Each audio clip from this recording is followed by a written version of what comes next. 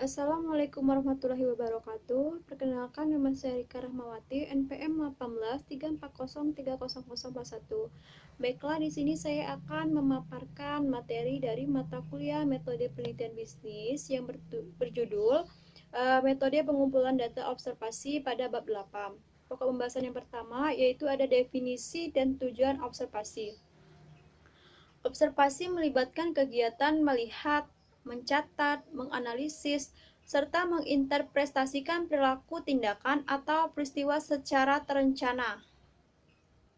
Hal tersebut dapat dibedakan berdasarkan 4 dimensi utama yang menggolongkan bagaimana cara observasi dilakukan.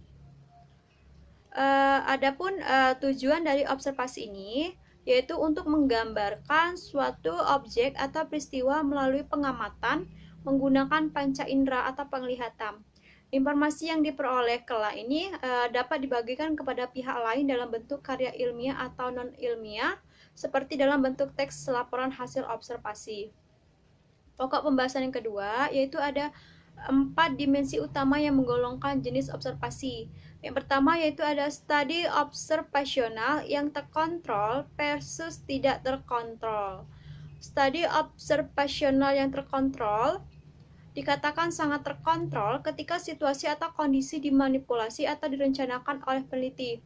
Observasi ini terjadi ketika penelitian observasional dilakukan dengan kondisi yang diatur dengan teliti. Sementara itu, observasi tidak terkontrol ini merupakan teknik observasi yang tidak berusaha untuk mengontrol, memanipulasi, atau mempengaruhi situasi, di mana observasi tidak terkontrol ini peristiwa terjadi secara alami dan peneliti mengamati peristiwa tersebut tanpa melakukan intervensi terhadap situasi kehidupan nyata.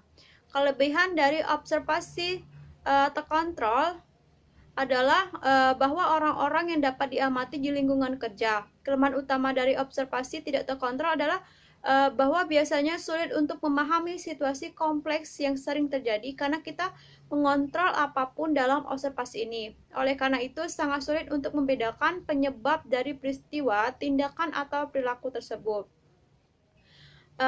Observasi yang kedua yaitu observasi partisipan versus observasi dan partisipan.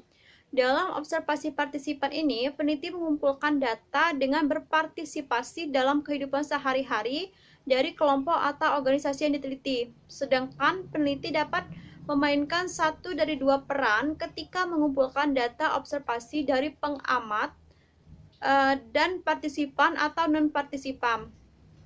Dalam kasus observasi, non-partisipan politik tidak pernah secara langsung terlibat dalam tindakan dari pelaku, namun mengamati mereka dari luar jangkauan visual pelaku, misalnya melalui kaca satu arah atau kamera. Studi observasional yang ketiga yaitu studi observasional terstruktur versus tidak terstruktur.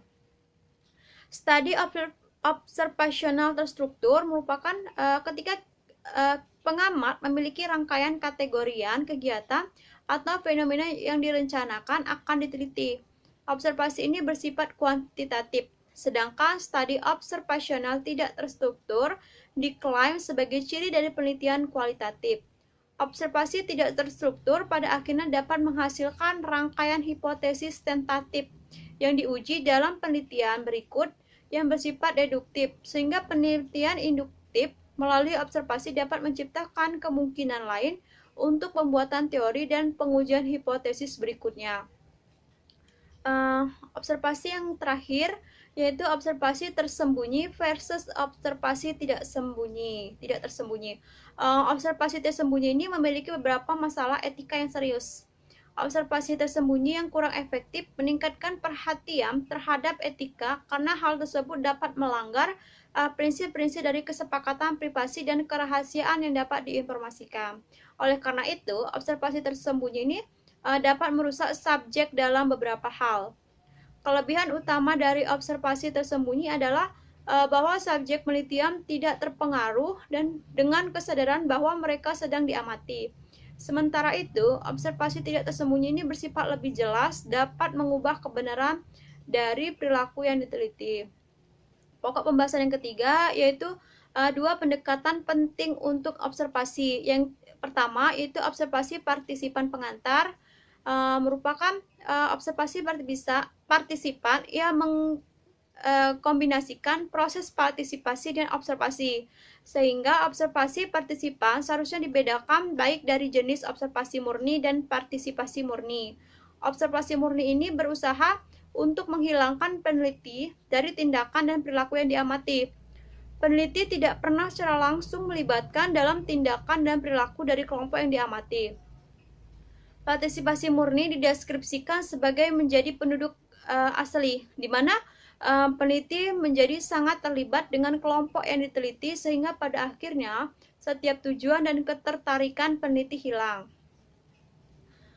Observasi yang kedua yaitu observasi terstruktur pengantar.